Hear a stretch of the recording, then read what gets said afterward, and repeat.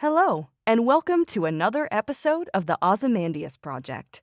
Trireme Transit, the newest and most reliable state-of-the-art time-traveling transportation service, is now boarding for all new and returning passengers.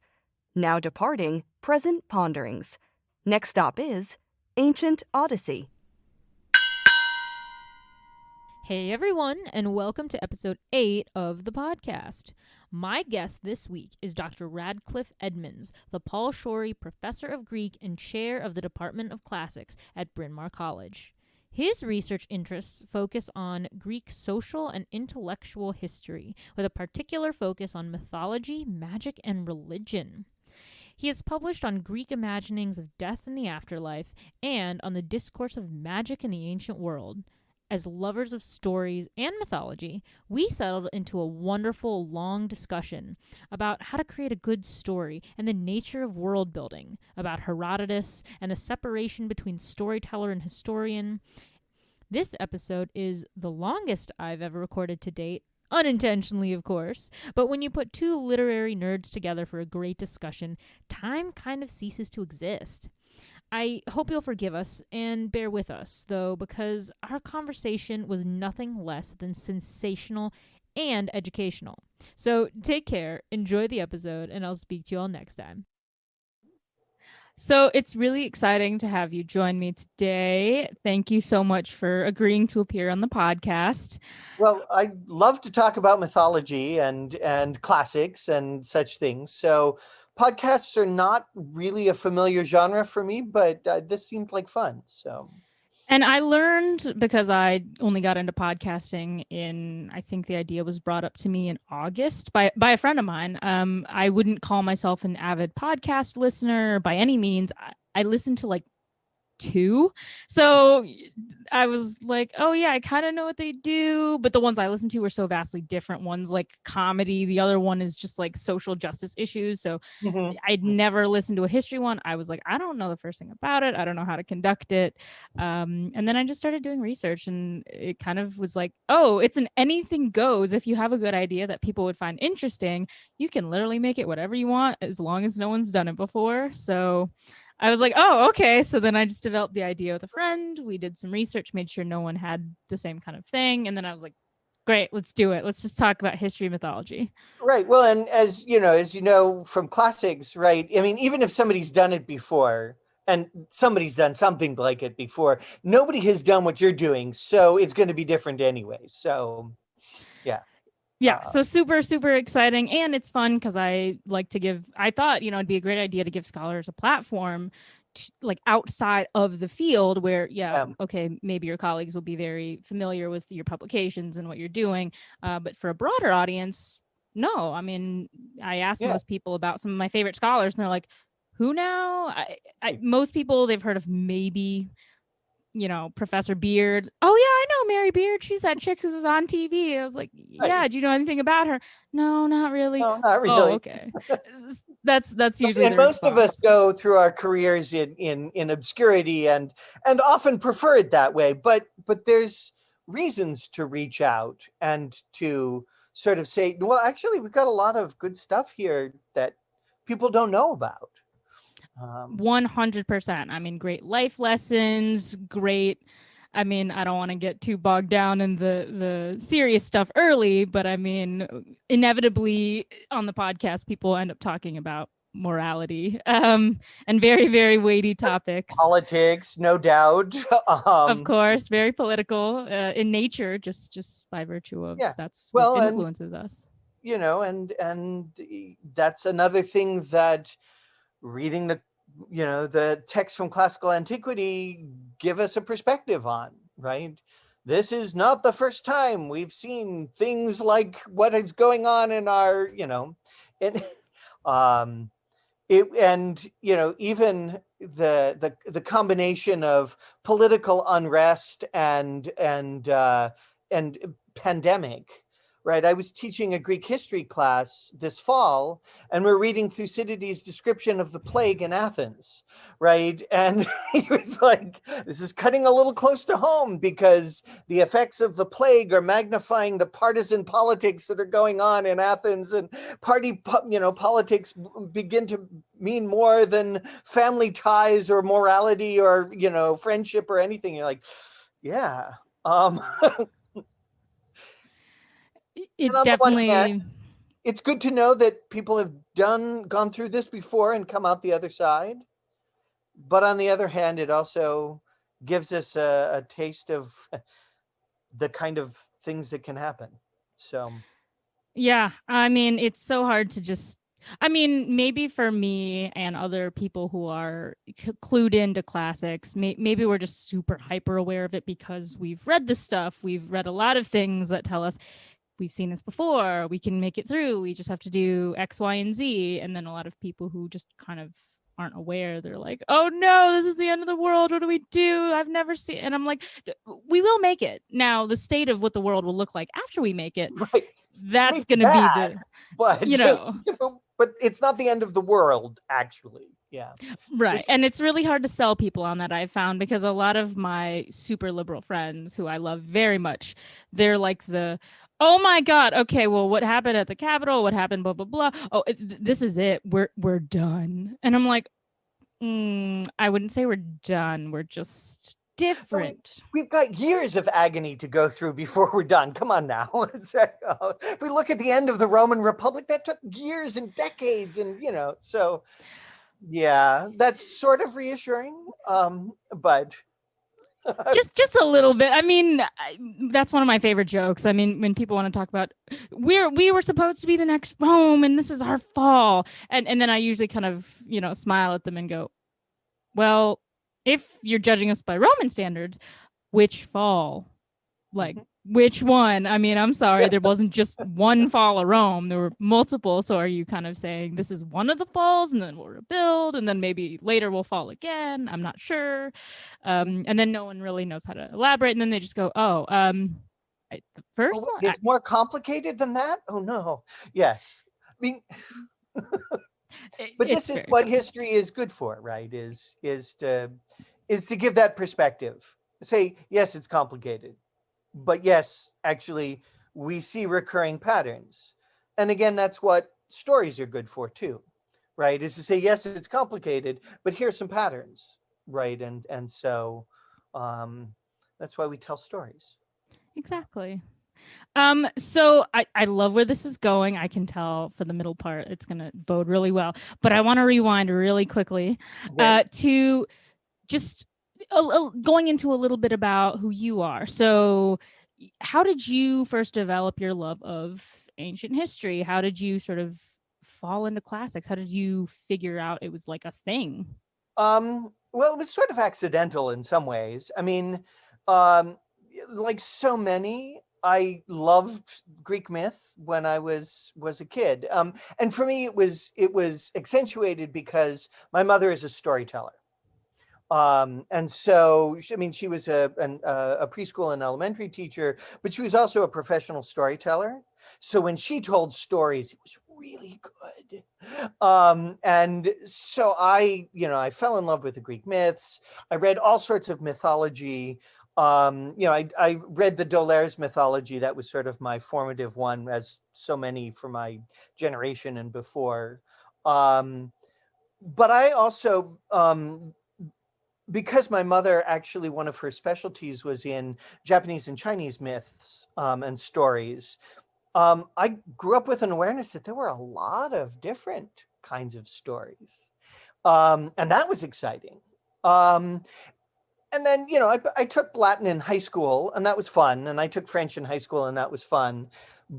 But then I got to college, and in the first week of classes, there was a professor who stood up in the lecture on sort of it was a survey course on literature, and started out men and I was like, this is so cool, this is so great. And I took Greek with him the next semester, and picked up my Latin and got really excited about that. So that sort of helped me bring together this lifelong love of stories and storytelling with the deeper delve into the cultures and the backgrounds that the languages could give me. I sometimes joke that I was raised by a storyteller and an econometrician, because my father was a professor of econometrics. So I also grew up with a tendency to analyze everything. And so really that's how I've ended up approaching mythology, is in an analytic way. As much as I love the stories and the beauty of the stories and the fun of the stories, it also, taking the stories apart, seeing how they work, seeing how those patterns recur, how they vary, what the pieces are, that's always excited me as well. So I guess that's sort of how I got into it, in that way. And I went off to graduate school and I went to Chicago because that was a place where I could do interdisciplinary things, where I could combine an interest in classical literature and ancient religions and philosophy and all of these sort of different pieces and bring it together. And I had a ball, because I was like, it's like being a kid in a candy shop. I want some of this, and some of this, and some of this, and some of this, and I still feel that way. I still feel like, there's so much more that I haven't had time to explore deeply enough. So Yeah, I think, I don't remember who it was, but I heard a great sort of phrase to describe ancient historians, classicists, anyone else in the ancient studies the other day. It was, we are sort of the kids who weren't forced to grow up. You just start reading more books, and then you are encouraged to publish them so other people can enjoy, but you can still be that kid who gets to read a ton of books and study just fun things. Right. I mean, and I love what I'm studying, and I frequently I'm like, they pay me for this. This is great. And I mean, fortunately, I also like writing, right? And so, I do enjoy sharing the things I've found. This is also something my mother tells me I did as a small child. I was like, listen to all of the stories I found, and here, I would recite the whole. I've never quite grown out of that, I think, but yeah, I mean, but I also enjoy now bringing the analytic component to it, and saying, look what you can see if you take apart this story, and you can see, look how the clever thing that this little twist here and this little bit here does. So that's, I love sharing that. So that's why I love teaching. I mean, I'm sure the fact that I grew up as the child of two teachers helped with that. But neither of them did classics or anything remotely like it. Yeah, and I'm also just curious. So, because you are such an expert now on ancient religion and sort of myth, magic, and that whole the more the weird stuff, the fun stuff, though, the stuff that everyone, I don't think, I have so many friends who know the magic and religion part, but they don't tend to think beyond just the basic mythology of it, because they say, oh, well, isn't it all magical? So for my listeners and friends who may not understand, like, well, how is it really separate? Like, how can you actually separate magic and myth? Because isn't it all just one? What would you say to that? Well, it's actually a very tricky question, and it was in some ways was the focus of the book that I did most recently, Drawing Down the Moon, which actually grew out of the class that I've been teaching at Bryn Mawr for, gosh, nearly 20 years now. And like, how do you tell what the difference is, right? And the deeper you dig, the more complicated it gets. I would say my basic definition, magic is extraordinary. That is to say, it's non-normative. But what is normal depends on who you are and how you're looking at things. And so for 20th century people looking back at a polytheistic religion, it all seems pretty weird, right? They've got all of these different gods. That's not normal. You should have one god. Everybody knows that's the way it goes, right? So that's why that elision it's between mythology and magic is so easy for the contemporary audience. It just seems so weird. But when you look back at the ancient stuff, you can see that they also made a distinction between what is really weird for them and what was perfectly normal for them. So perfectly normal for them was going out to a temple, taking a pig, cutting its throat, spilling the blood on the ground, barbecuing it up, right? I mean, that was perfectly normal, right?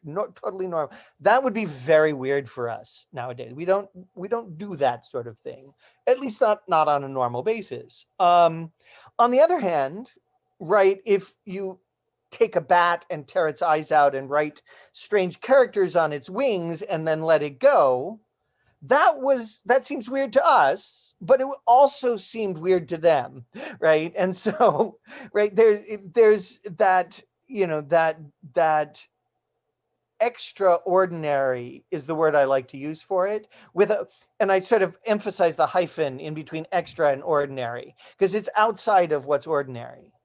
And so magic is where, for Greek and Roman religion, and I think it applies in other circumstances, other cultural contexts as well. It's where you go outside the normal. And often that is a label pointing to what those weird, strange other people do. But sometimes it's something you do yourself. Because there are times in life when you have a problem and the normal solutions don't seem to be working. And so that's when you turn to magic because you need an extraordinary solution. And so we get, and the evidence from Greco-Roman antiquity is particularly good in this regard because we get not just fabulous literary representations and not just accusations of that's what those other people do, but actually people who are saying, I'm doing this myself because I think I need to do this. And so that gives us a whole class of evidence of people self-labeling themselves as doing magic. It's not always pretty evidence. Because when you're desperate, some of the things that people are doing are pretty horrible. But, it gives us insight into how people are thinking, what they're worried about. So. Yeah. So you did warn me that it's very complicated. So I didn't expect you to boil it down to just, yes, this is it. This is one, this is the other, this is them together. Boom. Done. I boiled it down to 450 pages, but there's still a lot to be done. Yeah. But a very readable 450 pages. Very, very readable, very easy. Well, I don't know about that. We'll see. But well, I appreciate the attempt, though. Because otherwise I'd have to go and find these voluminous texts describing just one or just the other, and then I'm sure it would be a lot more complicated. And most people who aren't in the field probably aren't going to be going and finding very dry manuscripts that describe things. Yeah. Well, I mean, some of the evidence is kind of fun. Some of the scholarship has been less fun.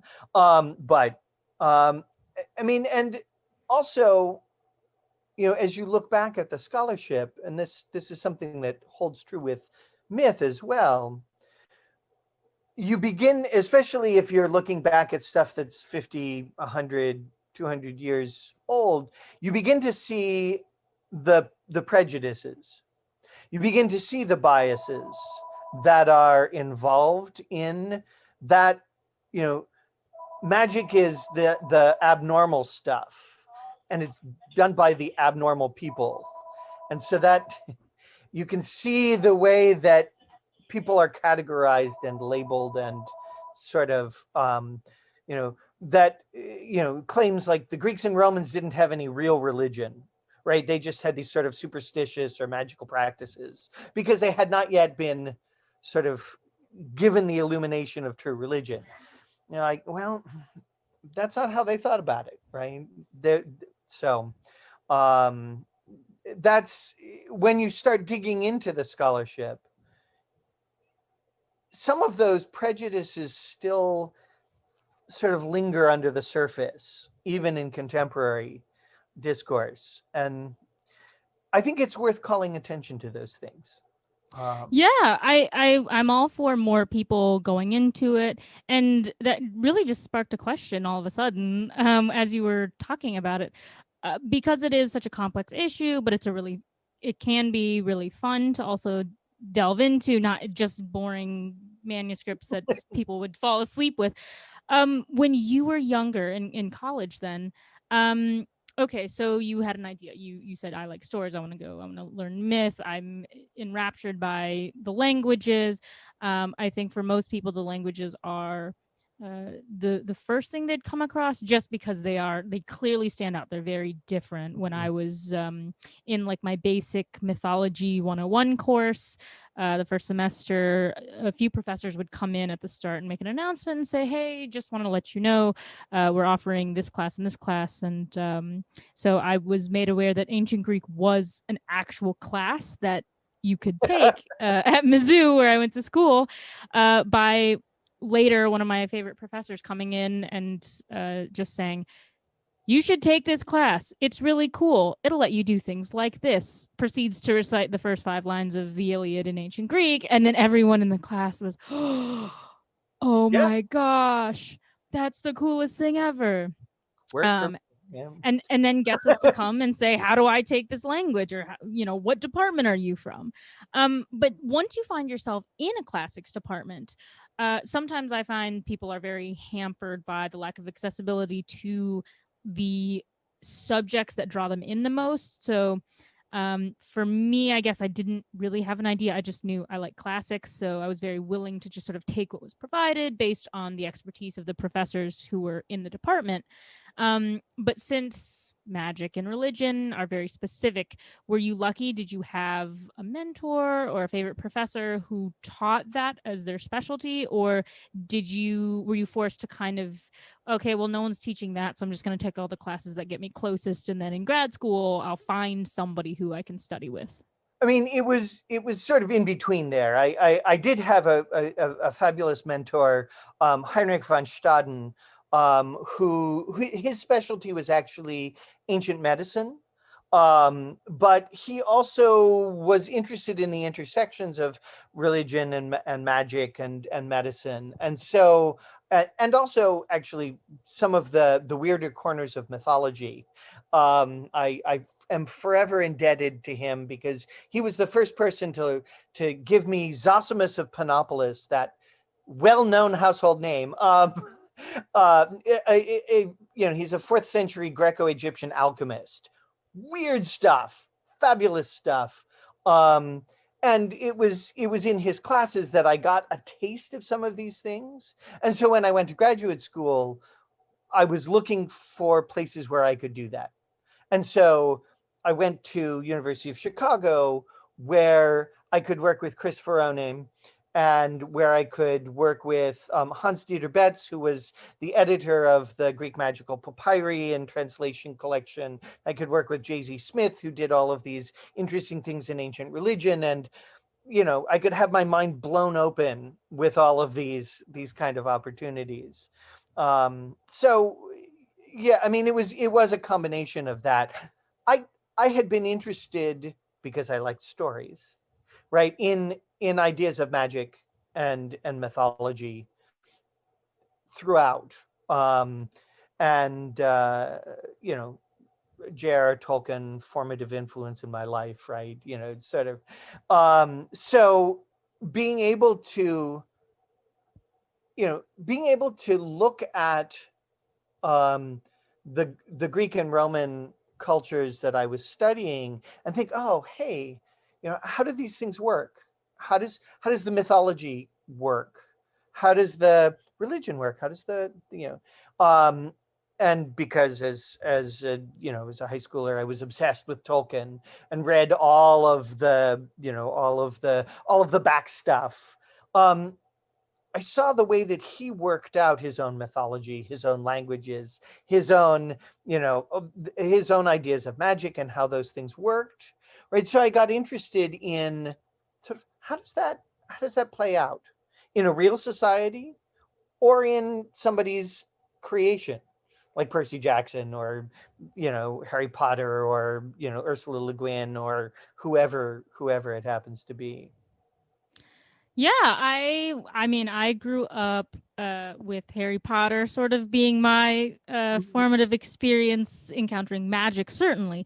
Maybe it's definitely not the first one with mythology, but certainly with magic.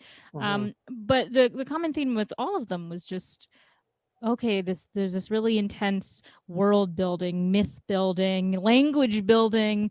I would say more for the mythological aspect. I mean, Percy Jackson still came out when I was about 8th grade, 7th or 8th grade, maybe. So early, but also kind of late. I would say the Aragon series, really, because I was just so enraptured with.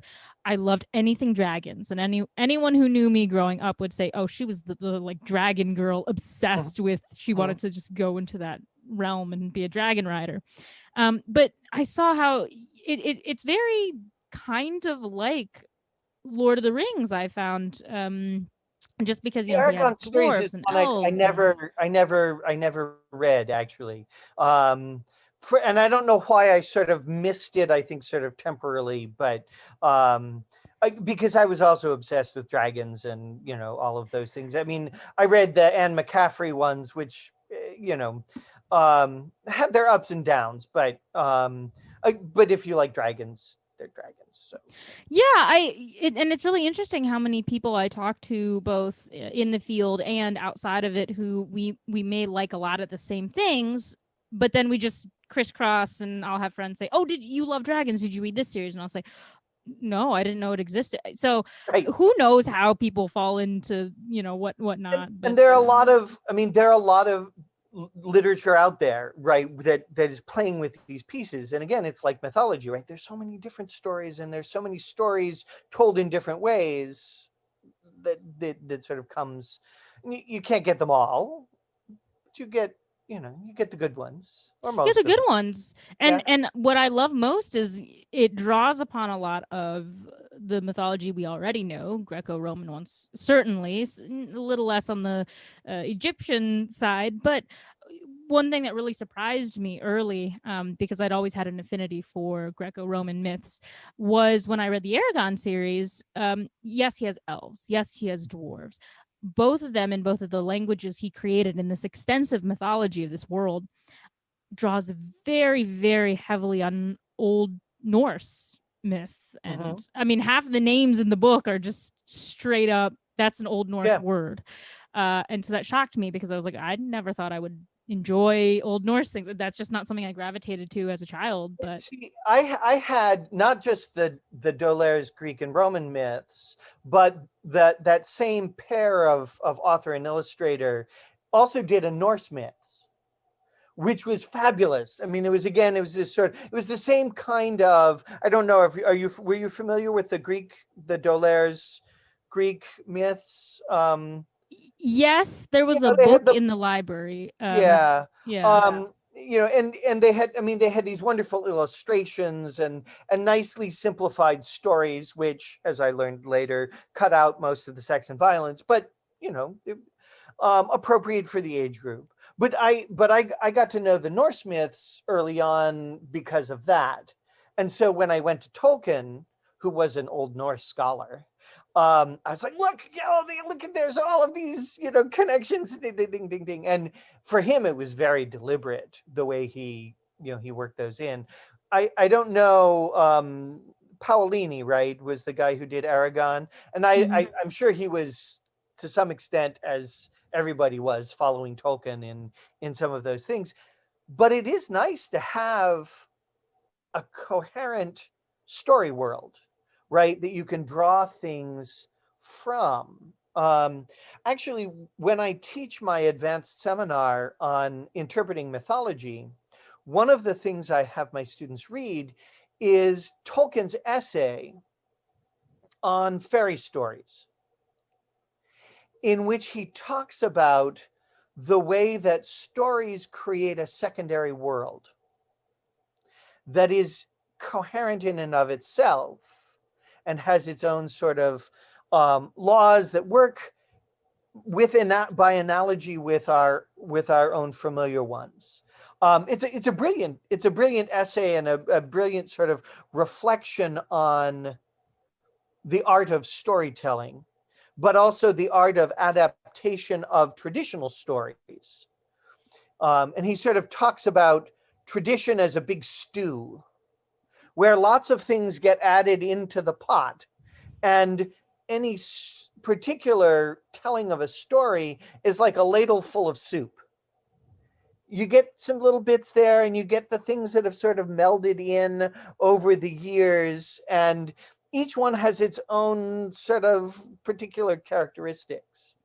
And then there's always just like one, at least to me, that just sticks out because it just is so different from anything that could even just possibly be thrown into our wonderful stew of recurring themes that you can kind of go to when you want to create something new. I studied abroad for a summer in Galway, Ireland, where I was lucky enough to take an Irish history mythology course.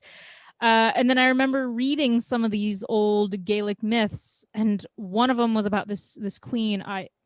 Oh no, anyone who knew me is going to be very disappointed that I forgot half the names. But maybe that was it. I remember it. The Irish is that the spelling always hurts my head because it's like MEDBH or something like that, and it's apparently pronounced Mev. Yeah. I mean, I took like an Irish language course, and it just was bonkers because I was like, so you don't pronounce half the letters, or these two? When they taught me rules, but it's not something I've ever mastered. I mean, no, for sure there are rules, because I remember being told by my Irish teacher there are rules, but I just remember some of the letter combinations. It helps because I'm very familiar with a lot of modern Irish names spelled the original way, so I can say, I see this name, it's pronounced this way. Don't ask me why or how, it is. But I just remember things like right. Right. I just remember things like they would say, okay, the M and the H together is a V sound, a V. And I was like, you tell me how that makes a V, but okay, sure, it makes a V. So yeah, it must have been that, because I just remember the most striking part of that myth was that death by cheese. And I remember I wrote an essay, and I literally named it Death by Cheese something something, because it was so ridiculous. It was like some dude was competing for the beautiful queen, and to eliminate his rival, he has a slingshot. For whatever reason, he doesn't have any other weapons, but he has a slingshot. He's out in the forest. He sees his rival, and to eliminate his rival, he only has some cheese on him, I suppose, that he was going to eat. So he puts a small piece of cheese, if you can imagine, in a slingshot, and he somehow is able to sling it, hit his rival square in the forehead, and his rival dies, just hit by cheese. Wow. Death by cheese. That's an unusual one. I mean, I suppose if you think of a nice hard lump of Parmesan or something, right? I mean, but yeah, no, I mean, but this is also something about these stories, right? It's these memorable details that catch you, right? The patterns may recur, right? The two rivals going for trying to win the beautiful queen. Heard that one before, and again and again and again. Death by cheese, that's new. That's different, right? That's memorable, and therefore you have a new story, right? And that story gets retold rather than one where he picks up a stone from the riverbank and thwacks his rival, because that's just not as interesting. Right. I mean, then it's just your basic, oh, okay, just another dude killing someone with another guy bumping off another guy to win another girl, right? It's like, okay. But Death by Cheese, right, gets, and I mean, and this is what I mean about why analyzing mythology is fun, is because you get to focus in on what are those little pieces that make this story different from the others, and what's the impact of those, right? One of the most important impacts you can ever have is memorability. You remember that story. You don't remember the names of the people involved. You don't remember exactly right what, but you remember the story because of the cheese. And when you start taking apart the myths, you find those little bits, right, that stick in the mind, that hold on,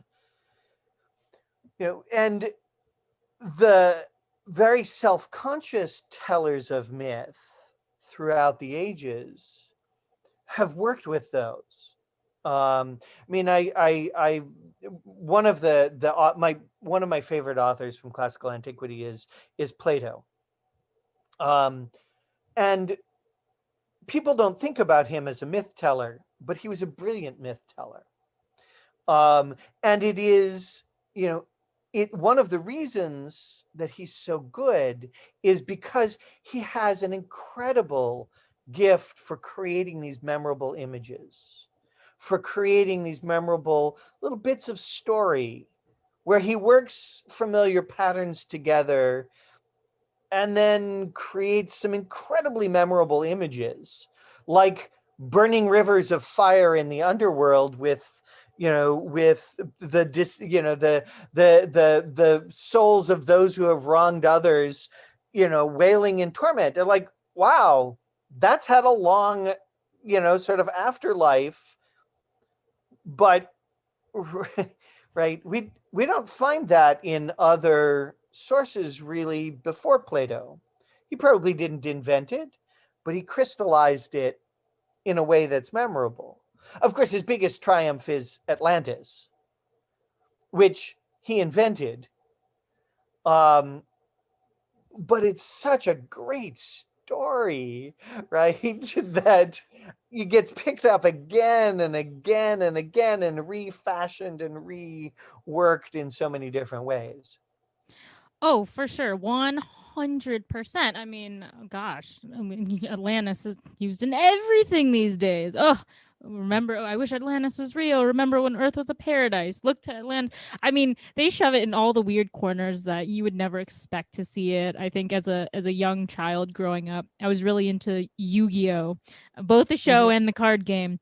And then I remember I was watching it, and then at some point someone's like, Atlantis, and now we have Atlantis, and we're gonna go and revive the city. And I was like, what, in a card game? Why?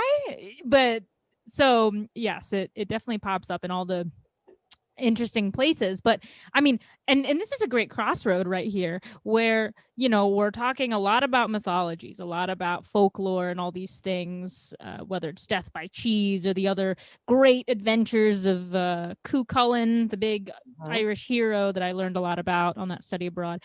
But also now bringing into the historical aspect where kind of the lines are blurred between history and mythology. My favorite person to ask about is Herodotus, because everyone has a very distinct opinion on him. If you're familiar with him, I would say.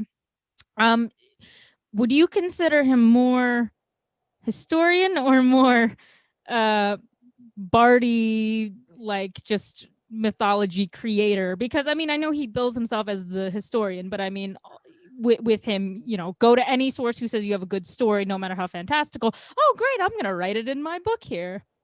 Yeah, I mean, Herodotus was a storyteller, right? I mean, and I was just teaching Herodotus in Greek this semester. I love Herodotus; he's so much fun because he tells great stories.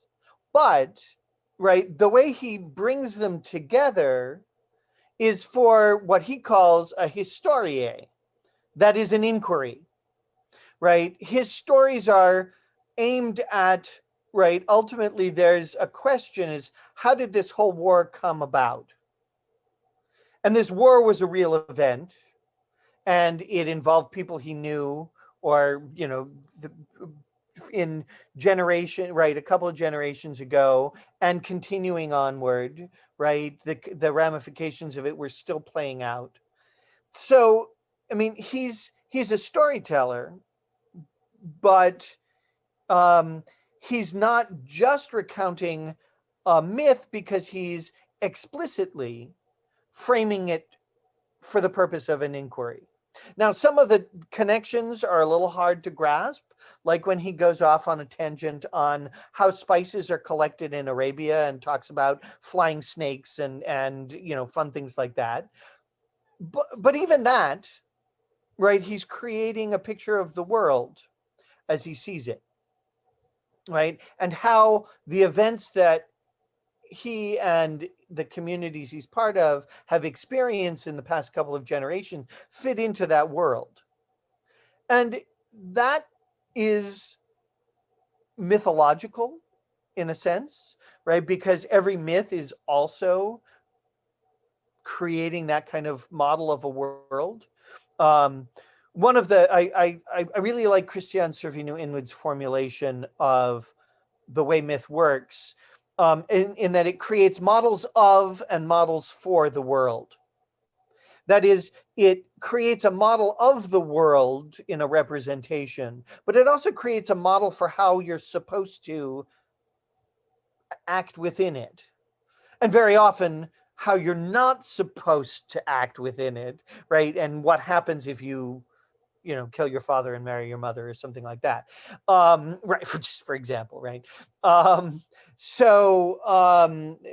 That's Herodotus, he treads the borders there because he is picking up on the mythological traditions that that are part of his culture, but he's using them in a somewhat different way, more like his contemporary medical writers, really, who are saying, okay, well, we've got these symptoms of a disease. How do we figure out who gets these kind of things and how it works and what's the course of it and where did it come from and what happens with it, right? And that whole set of questions and trying to break down cause and effect like that, Herodotus is doing a similar kind of thing, which is why he's sort of in between there. Thucydides, who I was also teaching this semester, he's only a little bit later in time, but he's got a different agenda, right? He's telling a story, but in a very different way and for different kinds of purposes. So I tend to describe Herodotus as he's like everyone's favorite crazy uncle who you never quite know whether he's telling you just completely fantastical things or there's a kernel of truth, but hey, he's just trying to make it a little more interesting. Is that a fair assessment though, or should I give him a little more than just I think he deserves a bit more credit than that. He's actually a very careful storyteller. And when the story is uncertain, he flags that, right? He says, we don't really know about this, but I've heard this or I've heard that. And then there are other stories that he tells. He's like, this I'm sure of. Now, from our perspective, his judgment doesn't seem necessarily all that good, right? I mean, the famous example is where does the Nile come from? And he says, I've heard these three different stories, and I think this is the correct one. And one of the ones he dismisses is the idea that there could be a river, the source of the river is somewhere farther down south. He's like, no, it gets too hot there. The river couldn't start there. Right. So from our perspective, we're like, okay, you're just wrong. What's interesting is watching how he makes his reasoning for what story is plausible, what story is not plausible. And we have to realize there's a big gap between what we find plausible and what he finds plausible. But once you sort of get into his world a little bit more, he has some very interesting criteria. And one of the things that is plausible in his world is that the gods are real and that they interfere. And, so he thinks that that's a very reasonable way of understanding what goes on. And so some of the stories he tells take that as, this is plausible because that's the kind of thing the gods do. This is not plausible because that's not the kind of thing the gods do. Right. And so, so I guess then, from your perspective as the expert here, because clearly I'm not, so how would you describe him? If someone were to come up to you and say, I have no background in mythology, I have no background in classics. Hey, someone told me I should look in and read some Herodotus. Who is this guy? So how would you describe him then? I would say he's a storyteller, right? And he is also our best source for the historical events of a certain period. And sometimes he's our only source, right? Which means that because he's first and foremost a storyteller, we have to be careful how we evaluate everything he tells us. So that's how I would frame him. I'd say a lot of fun to read. Be a little cautious. So take it with a grain of salt. Take it with a grain of salt. Figure out why he's telling you this story. But then again, I think that's a lesson that applies to everybody, right? Thucydides pretends to be completely objective, but he's not. He's got a massive axe to grind. Why is he telling us the story that he's telling us when he's telling it and how he's telling it, right? And those questions, I mean, for me, this is how mythology has to be approached. Who's telling the story? Who's retelling the story? How are they retelling it, and why are they telling it that way instead of this other way? And what's the effect of that? Right? Sometimes it's purely an aesthetic thing. Cheese, right? Boom, it's memorable. It sticks in the mind. It's worth it just for that. Sometimes there's another perspective in there. There's another aspect to why some element is there instead of another.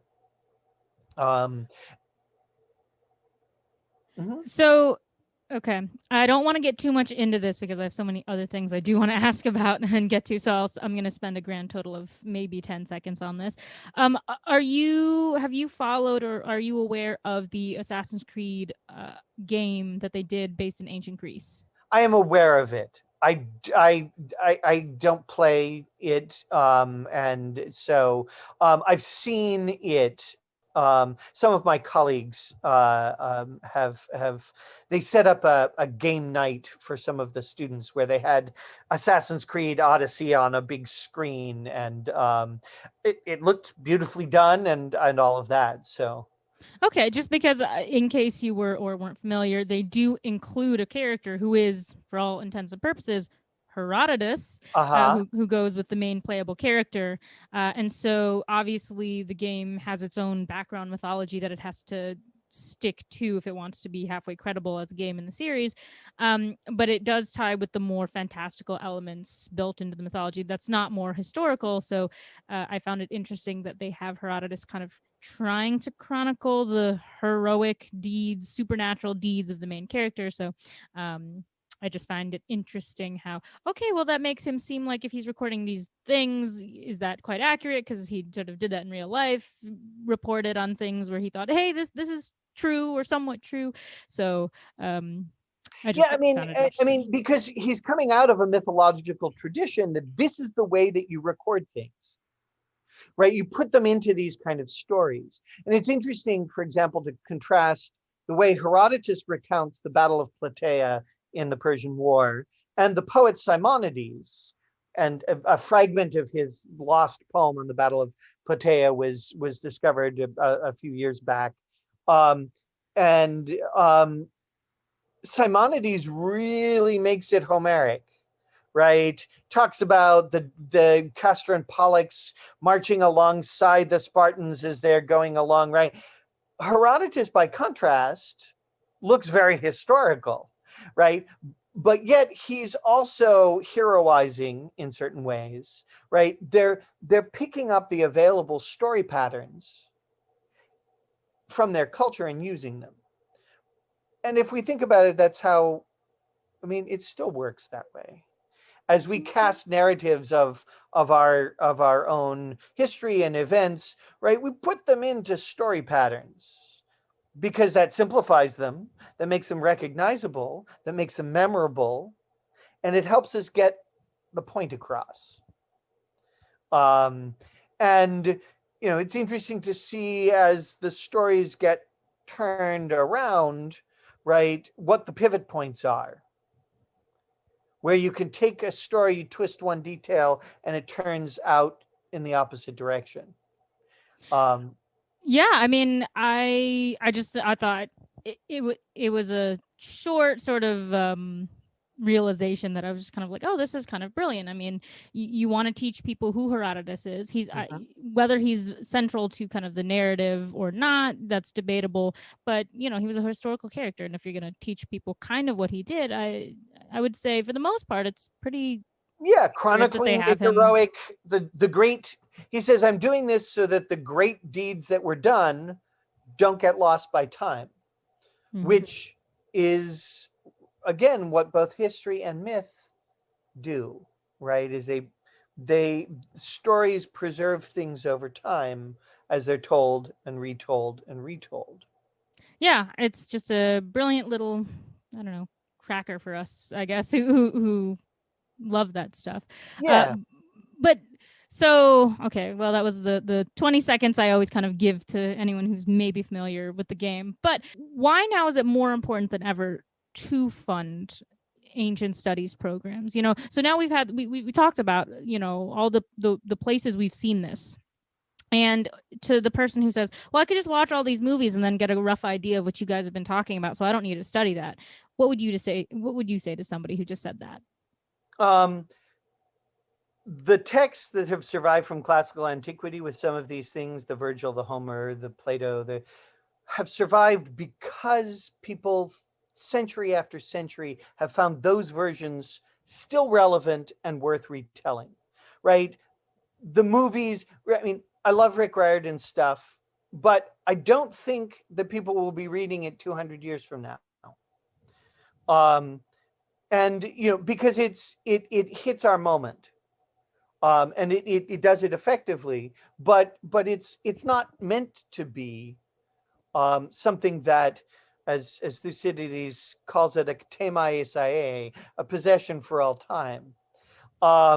So, right, and one of the reasons that people have come back to Virgil and Plato and Homer is because they found those things fresh inspirations for them to think with again and again and again. They're really good. There was a lot of stuff from classical antiquity that wasn't all that great, that wasn't all that memorable, that didn't survive. Now, some of the stuff that was really good probably also didn't survive. And then there's some stuff that is not all that great that does survive. But, right, one of the reasons for for people to continue to read the texts from classical antiquity and to continue to read the works of English literature, or to continue to read the works of French literature or German literature or Italian, right? I mean, any of these humanities departments, is that human cultures produce expressions that speak across cultural boundaries, that speak across time, that allow us to think about complex human situations in very fruitful and new ways, right? The horror movie genre, yeah, there'll be tropes that are recycled, but it's not, really meant to be fruitful ground for thinking about deep issues of how do I deal with the death of a loved one, right? So we always do have these times when we need to think about life and death, about good and evil, about, how does human society work and how does it fail? And that's what humanities is about, is thinking about those human issues. And so we can't, if we don't think deeply about them, then we will only think in shallow ways. And thinking in shallow ways leads to really, really bad outcomes. I do think of, one of the examples I think of always is the case in Flint, Michigan, where very well-trained scientists weren't able to think outside the metrics that they had devised and think about humans, right? And we need to always be able to think about the complexities. What science is good for is reducing the variables and getting very precise answers. And there are times when we have to have that. But when the world gets complicated, and it certainly is complicated now, humanities is what we need to be able to think outside. And one barrier that I really came up against when I was in college was that worry of going to my advisor and saying, I love this stuff. I realize that it can make me a really extremely good critical thinker. It can make me smarter. I can just have a self-awareness about human issues. That's all well and good and great.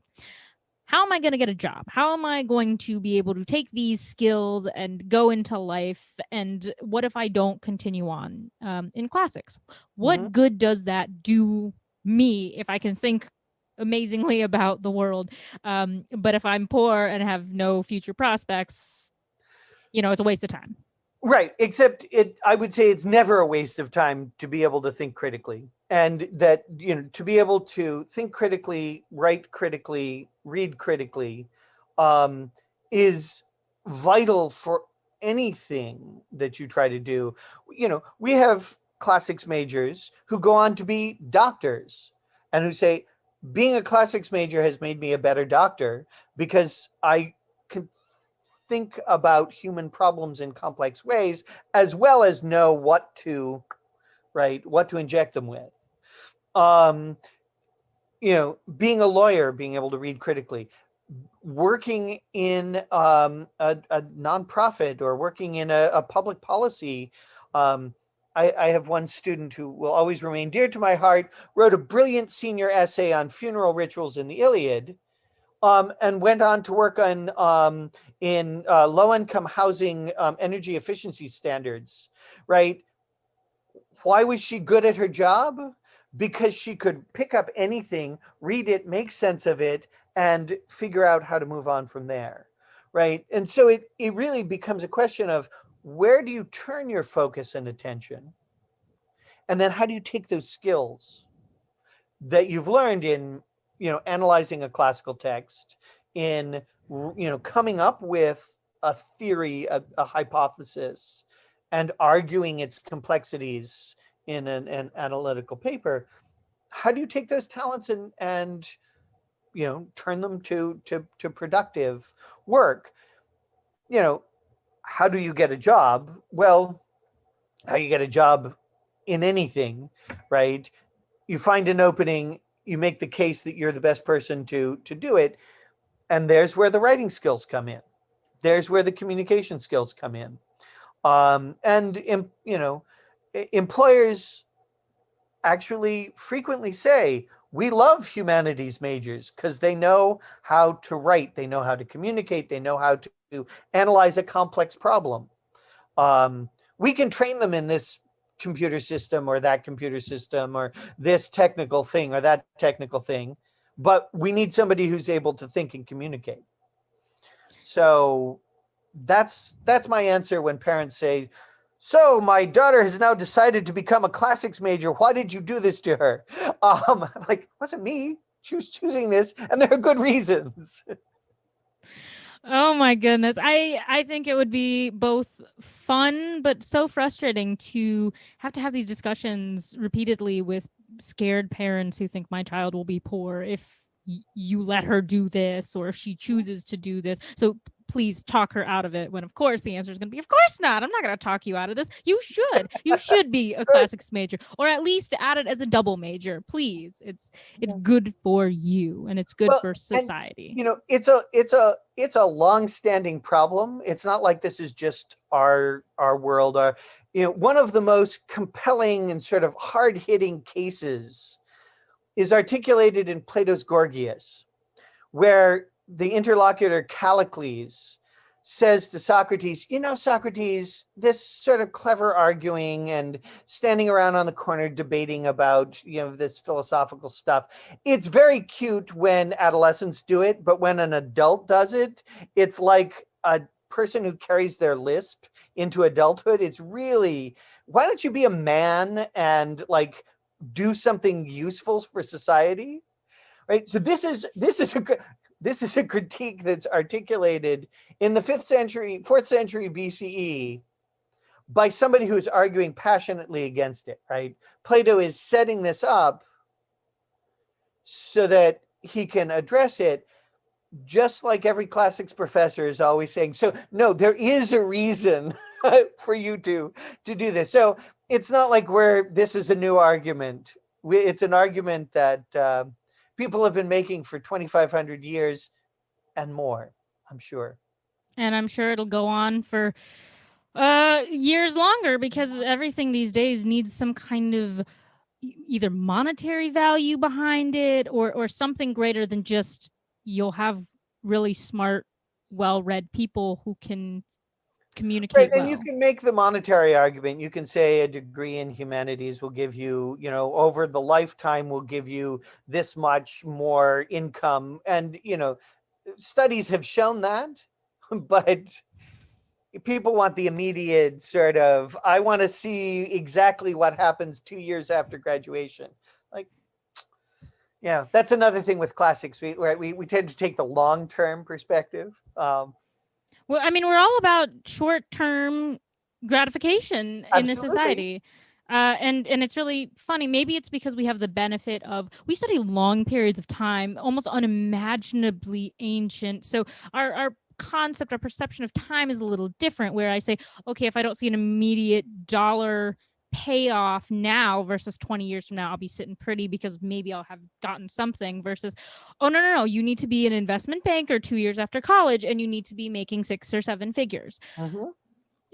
It's completely warped, and I'm sure a lot of that has to do with just the way modern society works and runs, and how we're a society that I keep thinking it's all based on, well, the early bird gets the worm, so you need to be the early bird to get the job, the this, the that. And I'm like, well, the long game really is great. You should try it. You just don't want to, because right. I mean, you get nervous.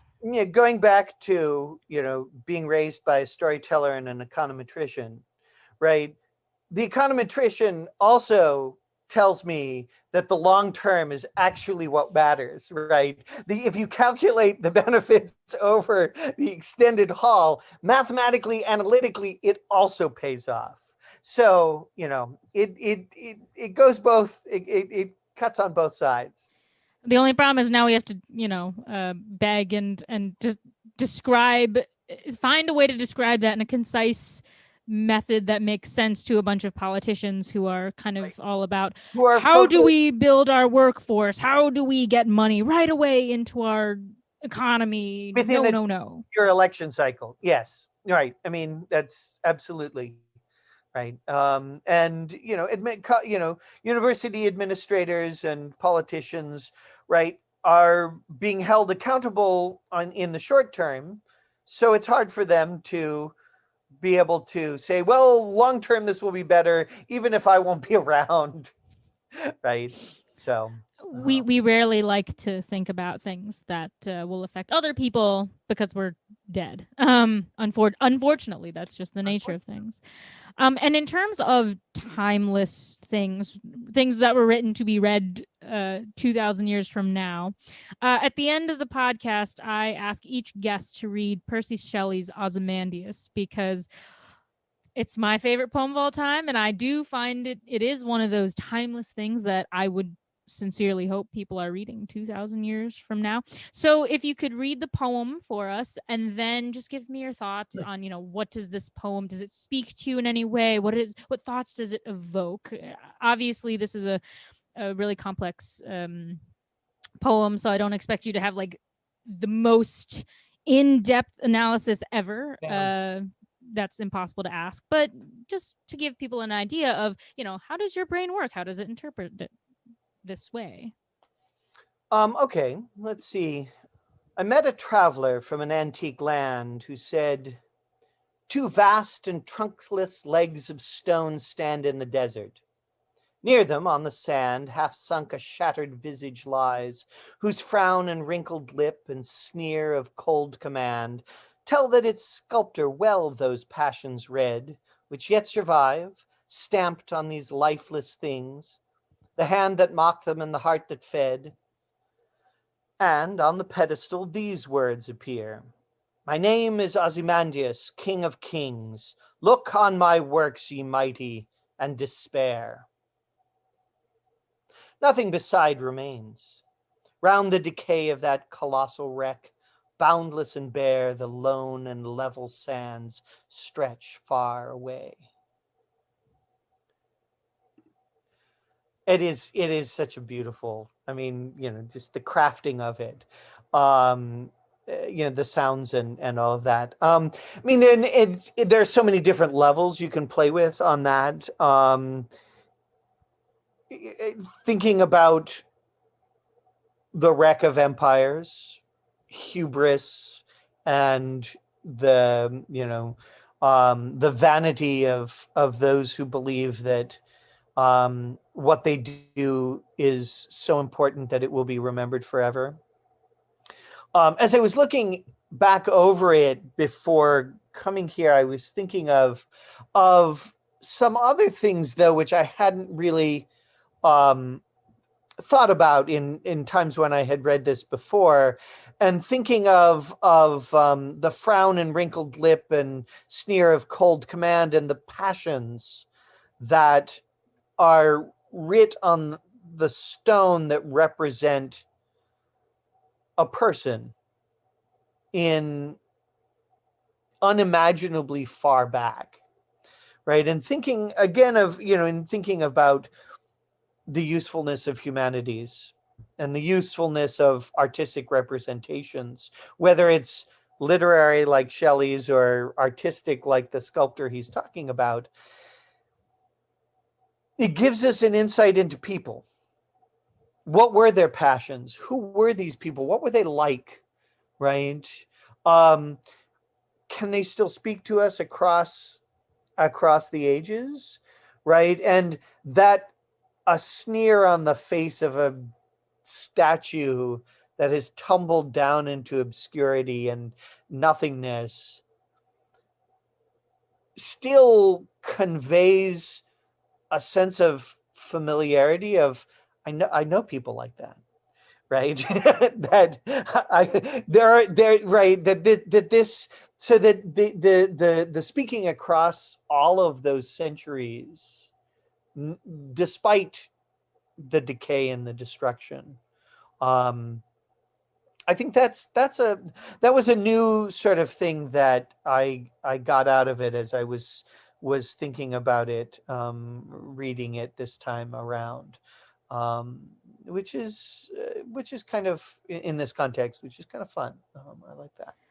I love that perspective. I have not heard that one before. I mean, this idea that we are talking about, well, one, Shelley wrote it comparatively not that long ago. But Very recently. very recently, comparatively. But when thinking about the original Ozymandias, who was that? Okay, when we say okay, that's Ramesses II. When did he live? Oh, in the 1000 BCE. Okay, how long ago was that? A very, very long time ago. Very long time ago. And the idea of relatability connecting us to them all like thousands and thousands of years ago. That's incredible. Because most people, they say, oh, it's some metaphor for political power, the ethereal nature of hubris and human pride and all that stuff. I think that's all there. And it certainly is, but I never had analyzed or stopped to think about how, well, one of the reasons I think that it does remain so relevant, that it is popular in the way that, we would read a Homer or Virgil, is, hey, I can see reflections of what I'm going through, of what I know, of what I feel, experience in this poem, whether it's a short 14-line sonnet, the way this one is. So it's nice, short and sweet, but it evokes that emotion and you get that and you say, or an epic poem on the scale of the Iliad or the Odyssey, a little longer, but it still evokes these same feelings. So I think that's incredibly powerful. And I'm going to take something incredibly new from that now. I really like that. And one of it was a previous guest who first brought it up, but I loved it so much that I'm taking it now because it's a fantastic way of thinking of it. It's a memento mori. And I love that. And I hadn't thought of that until my guest brought it up. But 2,500, 3,000 years from now, what is going to survive of us, of our culture? What will be remembered? It's hard to think of symbols now that could be applied to sort of a modern day or futuristic Ozymandias, but I was actually just watching Planet of the Apes the other night, I will admit, and I was thinking, well, yes, I know they use the iconic Statue of Liberty, but I was thinking, in light of all the political stuff that's happening, the Capitol. What if we see just the dome of the Capitol enveloped in probably not sand, we're not in the desert, but some sort of naturally occurring disaster, rubble, dirt, whatever, and you just see the top of the Capitol building. And then you wonder, this must have been a huge building. Who worked here? Who built this? What did this symbolize? So that's a very spend all of this time and resource creating something like this. What did it mean to them? Yeah, and that's a very futuristic one. I mean, I suppose if I was asked to pinpoint, like, what is a contemporary one that I can remember thing that has become like an Ozymandias, and I'd say an abandoned casino in Atlantic City. I mean, maybe I don't know. There's a billion ones I could probably come up with. But I mean, all of the I mean, in terms of human vanities and thinking of self-importance, but thinking of things that represent the past and that are then ruined. What will Notre Dame be like? Right, in a couple hundred years now, after having survived for so many hundred years before, with just a fire. Yeah, that's an incredible question that I had not thought about, because I think of Notre Dame as it's this church that's going to stand for forever, another couple hundred years. I mean, it's survived how many revolutions and this, that, and the other thing, and it's still here. And what more could we possibly do to it that it can't survive through? So those are all excellent questions. And then when we ask that question, we immediately start thinking of answers, which are very disturbing. So, yeah. Yeah, so some things I've learned, especially through being a classist, there are some things that are better pondered but never answered, at least not yet. Yeah. So I want to have a little fun, right, as the last thing, because our great discussion just sparked it. Um, we obviously share a love of stories and myths and all that. So are there any folktale, mythological, or even real historical people, if you could have a conversation, if you could meet any three, who would they be and why? Oh, that's so hard. Um, um, I mean, I do think I would want to meet Plato, just as somebody to speak with. Um, and on the far other end, I would have loved to have a conversation with J.R.R. Tolkien and talk about stories. And who to put in?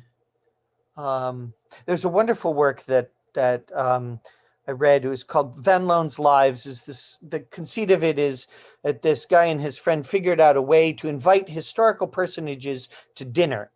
And so they have this fun pairing historical personages and devising menus to entertain them in this, and sort of trying to imagine who, if you had Tolkien and Plato, who would you? Van Loan puts Plato with Confucius, which is an interesting sort of fun thing. Maybe somebody like Voltaire. Um, just sort of thinking, of fun and interesting people, but that's hard. That's hard. I mean, would I take an artist like Da Vinci or yeah?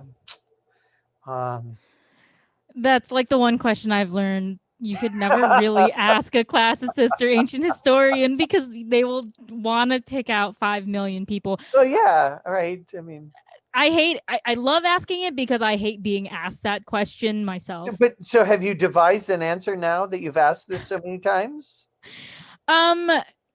Yes and no, because I feel like for the most part, I can say one or two, but then it's always that last one where you're forced to choose who would be the final person that I've narrowed it down to. I have like a list of like 5 people, so I can input one based on whatever I'm feeling at the moment, which doesn't really actually answer the question because you can only choose 3. Right. But yeah, I honestly I will always say Akhenaten because I'm so interested.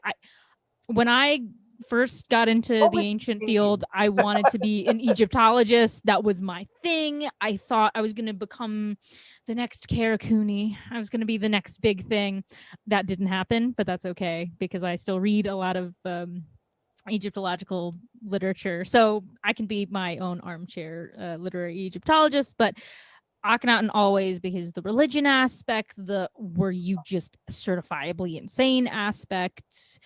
Um, it's I don't know if it's popular or not these days just because I don't know. I usually say I'd love to actually talk to Alexander the Great and just be like, why did you continue? You have the biggest empire ever. Just stay home and rule, and then or pick an heir at least and then go off and die. Like you could have done the world so many favors. And then usually I stick with my Greek hero, Themistocles, because I'm just I don't even know why or when I picked up this love of him. I was probably halfway through college, but when I just read about the Battle of Salamis and I heard he's the greatest naval commander ever, I just said, I like you a lot. Right. And then I think it was, I watched 300, the sequel, and I Uh-huh. saw him portrayed so horribly that I just said, oh, Oh no, I no. was like, don't, you're stabbing me repeatedly in the heart. I hate this. So then I made every attempt to read up everything I could to get a more accurate portrayal of him. And the more I learned, the more I loved. And now he's my boy. I love him. I one day I aspire, I'm like, I'm gonna write a movie or a mini series for HBO or something about him, because I want to do him justice. Interesting. So I mean, the best portraits, of course, are in Plutarch and Herodotus, which makes me think about Alexander the Great. Did you ever read the novels of Mary Renault? The one she did on Alexander, of Fire from Heaven, The Persian Boy. She's a historical novelist, and she takes Plutarch as her main source. And she loves these kind of sort of fascinatingly complex characters. And, she has her own answers to some of the questions you would ask. But, that kind of a novel about Themistocles would be fascinating. She does ones on Alexander, on Alcibiades, on Hipparchus, of the tyrant of the Pisistratids in Athens. So it's an interesting set of historical novels. The Alexander ones are probably the best, but it's funny that you mention that, because if I'm not talking about either Themistocles or Alexander, Pisistratus, the tyrant of Athens, is always the fourth person on my list, because I just want to meet someone who had the balls to dress some woman up as a goddess and then parade her through the streets of Athens and be like, this is why I should be tyrant. The gods have ordained it. When literally, I'm like, how many people were sitting there being like, that's obviously not the goddess. That's just some woman he dressed up. But hey, you've got balls, so sure, you can be tyrant. I mean, you've got the right patriotic sentiment, so go on through with it.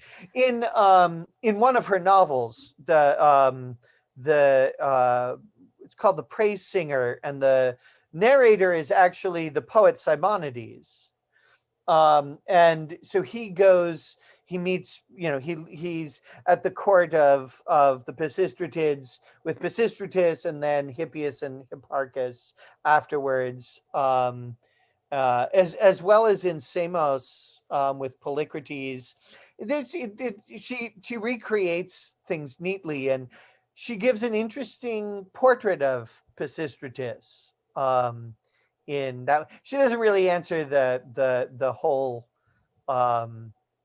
the whole thing about Fie in the chariot, but yeah. Well, I have not read any of her work, but now I need to absolutely go find it because it sounds fantastic. It's kind of fun stuff.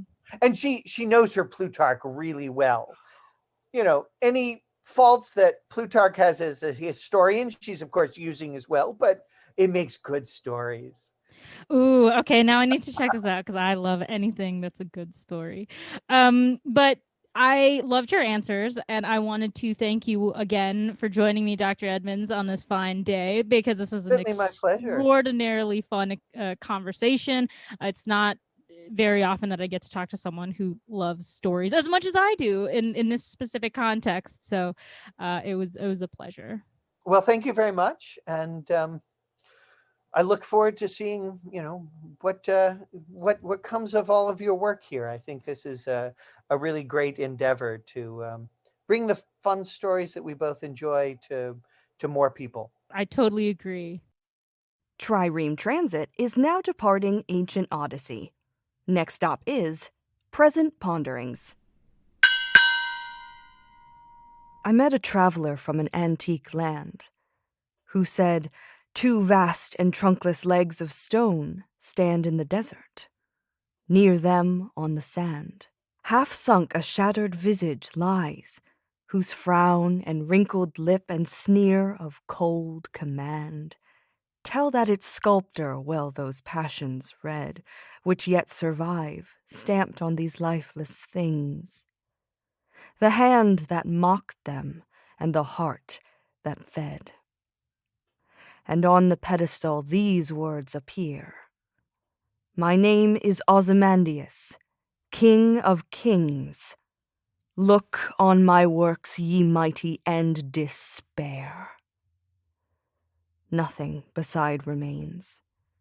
Round the decay of that colossal wreck, boundless and bare, the lone and level sands stretch far away.